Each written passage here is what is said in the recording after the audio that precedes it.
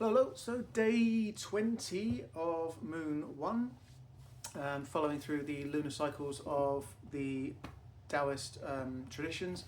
Uh, Chinese New Year was 19 days ago. Today is day 20 of Moon 1. My name's Ollie. This is Red Saturn Horizons, and I'm an Eastern physiotherapies practitioner living in and practicing in the south of England in Southsea. The vast majority of what I do is surrounded around Taoism and Taoist practices, or they have originated from Taoism, much like acupressure, acupuncture, etc. All have their origins in Taoist roots. As a prompt, every day I'm still using the Lunar Tao by Den Ming Dao. And today is day 20 of Moon 1. So, today is a day that there's nothing, there wouldn't actually be a tradition of any description followed. With most of the days, there's always like some kind of deity that is held aloft or held in, but today there isn't really anything, so it kind of goes into, or the title that they have given for that in this book is The Gateway to Mystery.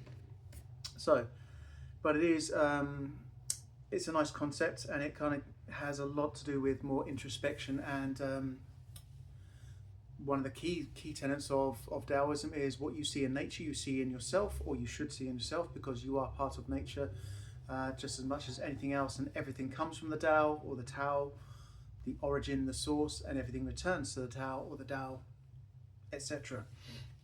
Okay, so I'm going to go straight into a piece from my copy of the Tao Te Ching itself. Nice short one. So, return is the movement of the Tao. Yielding is the way of the Tao. All things are born of being. Being is born of non-being. So, yes. So even to Taoists, obviously, yes, it's when they talk about the Wu or the Tao, etc., is to name the unnameable, all that kind of stuff. The Taoists have never professed to actually know exactly what the origin of everything is.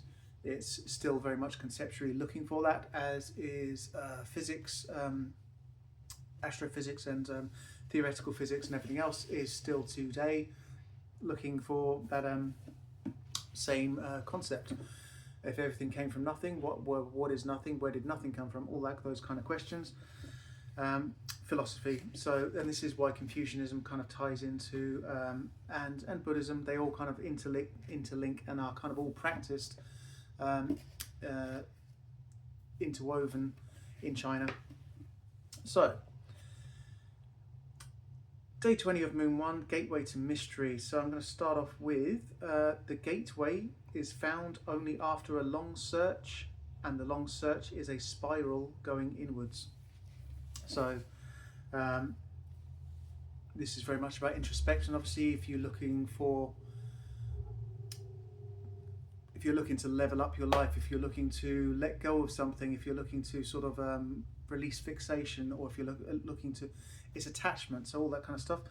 But looking or outsourcing our happiness to other people is never going to happen, because everyone's got their own crap to deal with, and ultimately no one else is responsible for your happiness. You are not responsible for anyone else's happiness. And surrendering your own needs to placate someone else's needs, wishes, desires, etc., is very self-destructive.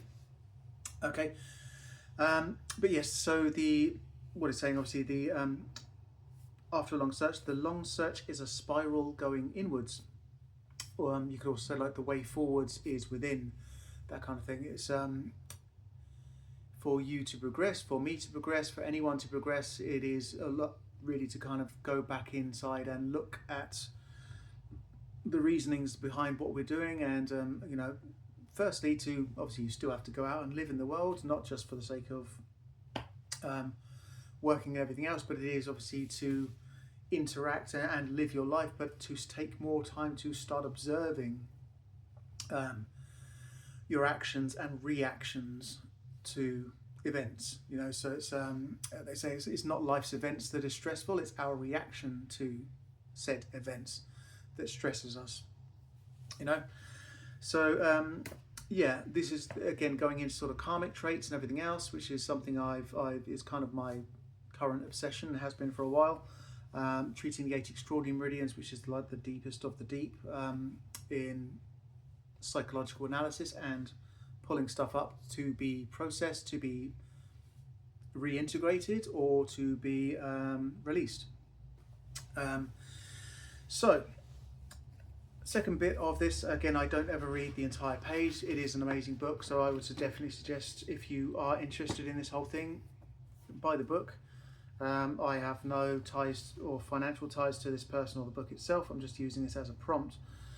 But, okay, so in the Tao Te Ching, Lao Tzu refers to Wu, that's W-U, and Wu can have, like most Chinese names, at least in Mandarin, Chinese words, can have numerous different meanings, and especially when you've got these 4 different tones and a no tone. Words can mean different things. So like if you took ma, you could have a ma, which is horse, and you could have ma, which is the first part of mama, which is mother. You could have no tone, which is just ma, which is a spoken question mark, how you turn a statement into a question, all that kind of stuff. So Wu can have lots of different terms as well. This book doesn't really give tonalities, so how it's pronounced, I'm literally just pronouncing it kind of dead without any tonation. But in this case, Wu means, well, they've put no, not, or nothing. And that is effectively when we're talking about everything that comes from nothing and that everything returns to nothingness. The nothingness, the word they use is Wu. So you will also, people in martial arts will have heard of Wushu, which means not. So Wu, and then Shu, as it can mean not fighting, not being there, that kind of stuff. And yes, because Wushu has origins in martial arts, it used to be said it was like 50% martial arts, 25% acrobatics, and then 25%, sorry, Beijing opera or Peking opera in the past. Now it's become even a little bit more watered down, and it's very flowery and everything else. It's still a great system for keeping you fit and everything else, but it is not a martial art in itself, hence Wushu, don't fight. Okay, so there's a couple of other bits I want to read from here, really. So how do we discern the truth? Maybe we find small and relative truths, but it is important to find the big one, the one big ultimate truth. Physicists, for example, are seeking a unified theory. The search for a single truth is a powerful, intriguing journey. Okay. Taoism teaches that there is both relative truth and an absolute truth. That is why Lao Tzu says, these two issues forth together, but have different names.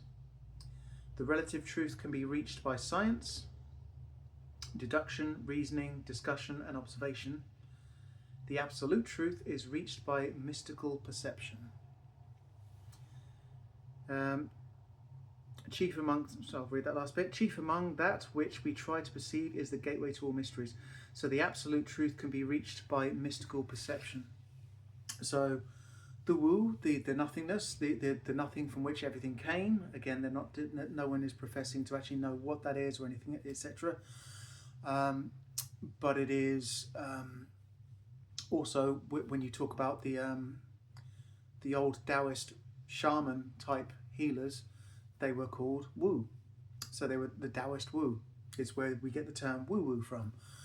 The Taoist Wus were predominantly female healers as well, and they used crystals, and they used all kinds of things from nature and very much intuition. People who practice Reiki, when we get intuition and intuitive, be it vision or smell or sight, or the most common one when you start especially, is kind of pull, push and energetic insight, and that feels wrong, that feels right, that kind of stuff, that feels full, that feels empty, that feels stagnant, that feels like that needs to move, etc. When I first started, I used to get smells as well. Like I could always tell someone who smoked or used to smoke, waving my hands over their ribs, and or I could smell a dirty ashtray.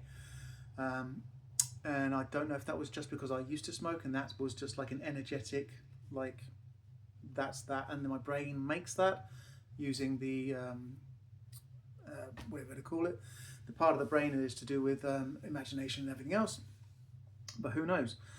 So and that is the whole point of the woo. When you are tapping into the woo, you're tapping into the nothingness. It is to just fully accept that you do not know, you don't, and in some ways you don't need to know. You're just working purely intuitively, and for thousands of years, this is how shamanic healers and etc. have done things and successfully done things. So very often, if you don't know the cause of something, you can go more into the intuitive route, and through that, especially like Reiki, I've had some people who are very visual. They will get full on visual, almost like dramas going through their head whilst they're doing it, and they recall it to you, and then you say, okay, that everything you just said, that's going on in my life, this is going on in my life, this is going on in my life, and it all makes perfect sense. And then from that comes the discussion that evolves, and you find some sort of either lesson to be learned or game plan for moving forwards. Okay, so The Gateway to Mystery it's a nice title, and it kind of really does leave open for a lot of the stuff that is in my wheelhouse as well, stuff that I practice and obviously progress at being I would say efficient at, but obviously being expanding into and being very open to, obviously I suppose is the main thing. Okay, so beyond that, I'll go back to the very first bit at the top just to reread that, because I think it's a nice, very quick, easy thing. So the gateway is found only after a long search, and the long search is a spiral going inwards. Okay, so yes, nature is everywhere and we can learn from nature. You look for the patterns in nature and you will find those patterns in yourself. But in order to actually do that, you have to go within, and the more you go within and start to look within, the greater scope there is for one taking responsibility for your own karma and for all the actions, all the things that other people did to you, we also allowed. And where did that come from? Why did we even attract those people in the first place? What did we come here in this lifetime to learn from all the experiences that we had, especially from like parents and childhood, where you were born into a family. That's something that you were born into, so it's not something you've attracted through your more sort of conscious lives. So nice brief. We are now just about 12 minutes, so I'll leave it there, and that is everything for today.